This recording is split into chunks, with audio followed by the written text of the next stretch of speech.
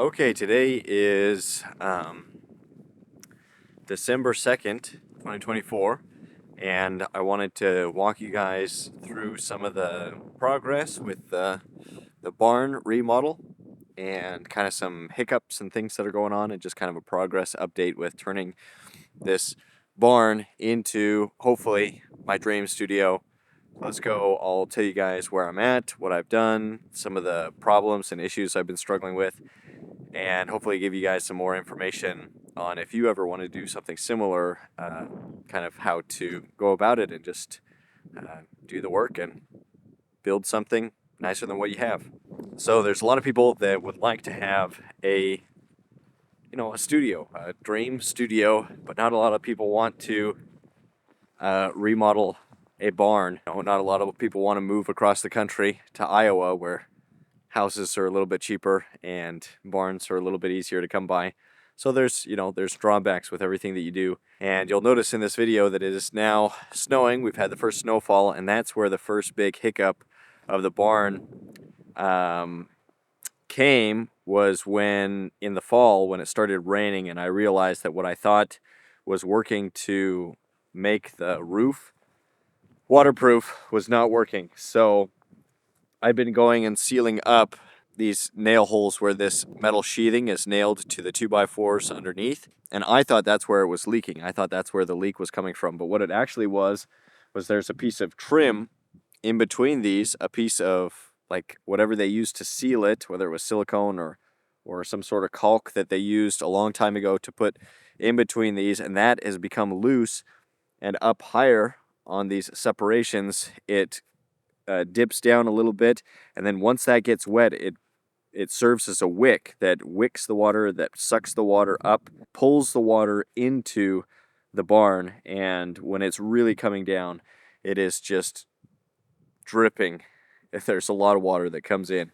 That was an issue because when I found that out, it started to be really cold, and the caulk sealant that I want to use to seal that, I'm going to need to wait till the spring when it starts to warm up again till I can actually really seal the roof, so that sealant, that caulk that I'll need to go in and replace, will set up correctly and will work. So that's kind of a setback to the shop, but that's how it goes. You're going to have some setbacks. So let's go ahead and I'll kind of show you guys where it's at and what I'm working on right now. So it is chilly in here.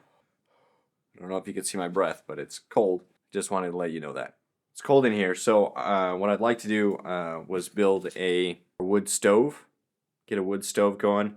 But I think I'm just going to wait until I can find one secondhand to purchase. Usually they're $100 to $200, and so I'll need to wait a little bit to save up that money, because right now we have nothing to spend on this project right now. But my hope is to get some sort of stove in here, and then I can use that to heat it up just a little bit in the winter. Let me turn you around and I'll just kind of walk you guys through. So with the electrical, it's still a little bit messy because I'm still working on finishing up the electrical, but I need to get a box. And what I've done is I've just fed, here you can see this black extension cord. This is an extra long 150-foot extension cord that is connected to another building that has power on the property, and so that is currently what is giving power to the whole building. And then I've run some wire. We got this wire secondhand. Wire is expensive. Wiring for building, man, it's really expensive. But we found some at a thrift store, and then also there was some in some of the other buildings on the property that I was able to salvage. Those buildings weren't connected to power, and so I was able to take some of those and bring some power. We got a switch that's connected just to these lights, and then the other outlets, I have one right here, one over there, and one right here. And then I've also, where that red is, I've fed into the power and put another outlet up. So that's kind of where I have power right now.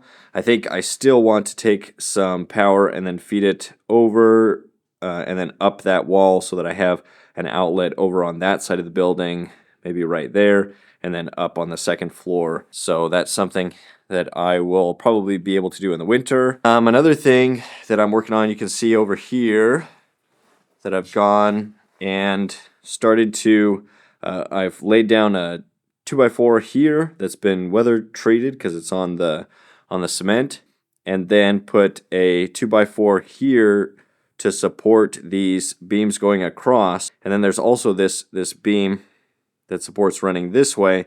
But I just felt like, since I'm going to be adding some weight to the second floor, and I don't know, I just wanted it to be extra secure. So I'm going to, between these ribs, I'm going to just add some extra 2x4s to really make sure that we've got a good support for the second floor. And I'll probably do that. I'll do that along this wall, and then a couple places on that wall, though this area is supported by the stairs. I built in some stuff, so we probably don't need it as much over there, but just right here, I'm just going to add some extra supports. That's probably what I'll be working on today. Here you can see a bunch of the stuff that I tore down. This was like stuff that was up, and a lot of it had rotted away, and so I just tore it down and threw it down on the ground. But I want to use this if I get that wood stove to keep the place warm through the winter.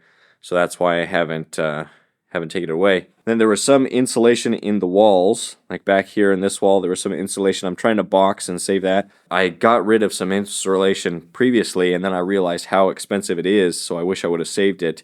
And then what I'm going to do is use this insulation up on the second floor, the area of the roof. I'm just going to put it up in the roof. Let me show you guys.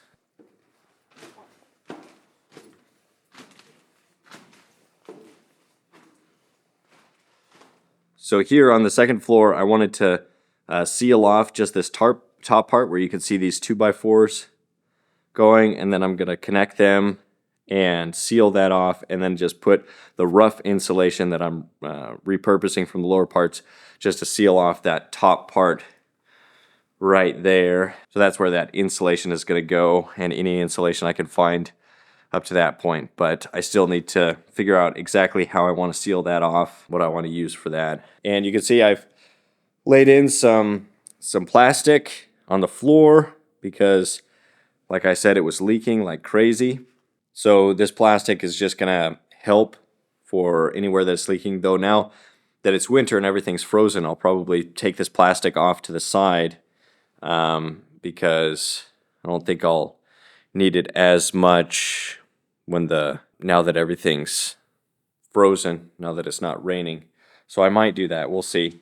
Or I might just leave it up. If I need to work up here, I'll probably move everything just to be able to reach stuff. Another thing that I've done is hung up this big soft box. It's a nice big soft light that I just built. It's just 2x4s and then just some 1/2-inch plywood on the back, and just built basically a box, and then put a bunch of garage lights, some of those long lights that I got for, I think it was like $80, $90 for 10 of them. So the ones downstairs, those are the ones that I used, and I just laid 6 of those inside there, and then put some thin translucent fabric. So this is like what you use for tablecloths, like the really cheap tablecloths. So that was a really cheap thing. The whole thing probably cost me, with the lights included, I used half the light, so that's maybe $60, and then the wood and everything else, it's maybe $100 for this big soft lighting. And for something that big and that light, that bright, it would be a lot more expensive if you did it another way. Though if you can find a cheaper way to do it, I'd be curious, because I always like to find the cheapest way. Let me also show you, let's see, over here I've put some framing on the stairs. I framed out this area, so built the stairs, then put some railing over there, some railing on this side, attached some extra 2x4s over here just to reinforce this part right here, and then put some 2x4s over there because there'll probably be a wall there, and then added this railing right here to the stairs because I didn't want to feel like the kids were just gonna crawl off or walk off and fall down the stairs. So now that's a little bit more secure, though I need to still seal off this part. And with that area, I'll maybe leave maybe I'll leave that open so that we can use that for storage over here or something like that.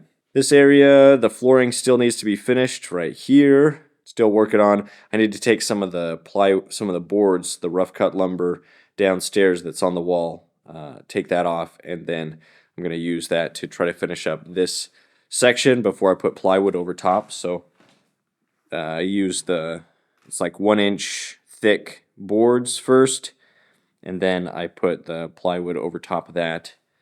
And that's what I'm going to be doing for the flooring for now. That's probably all I'll do for now. And eventually maybe I'll get some cheap flooring in here, but that's not going to be for a while because I've got a lot of other things, including the insulation for the building. So you can see the metal roof, there's not a lot of insulation there.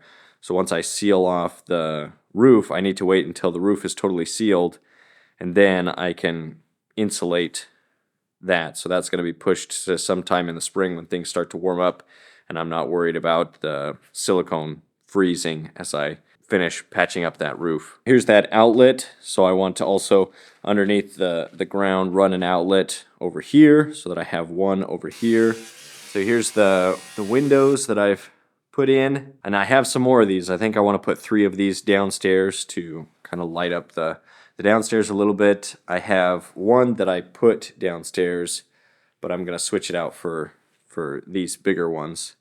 And then maybe I'll put another window up there, but I haven't decided on that yet. So I'll have to see about that. Decent sized space. So this, I'm hoping to be where like a model could go underneath this spotlight, and we could do in-person workshops, and everybody can kind of move around. I want this to be a pretty open space, and then maybe that back area will be storage for if we have a bunch of sculpture tables that the model can be in the middle and people working around the model.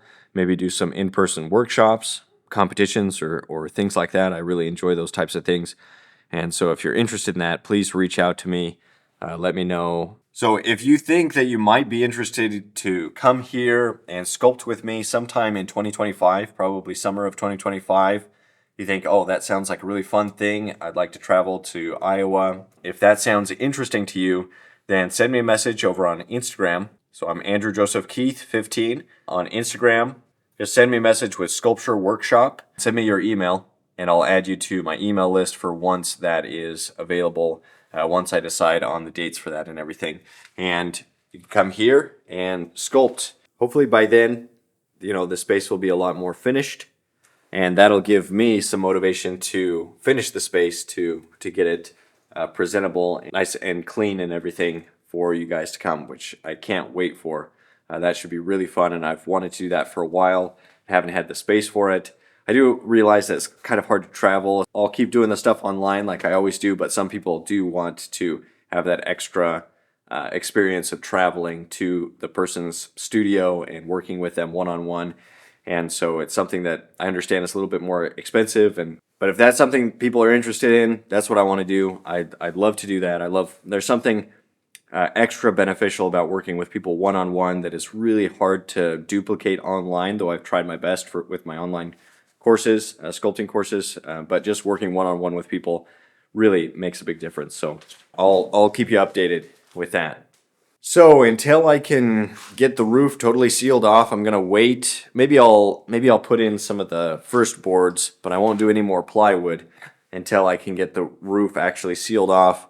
I'll finish up the framing, maybe put in the first layer of boards. Yeah, mostly what I'm going to be doing is framing at this point, just because I can't do much else until I get that roof sealed. Oh, and then I wanted to, with the fireplace, I wanted to take out a little bit right there and then put a vent that'll go out there.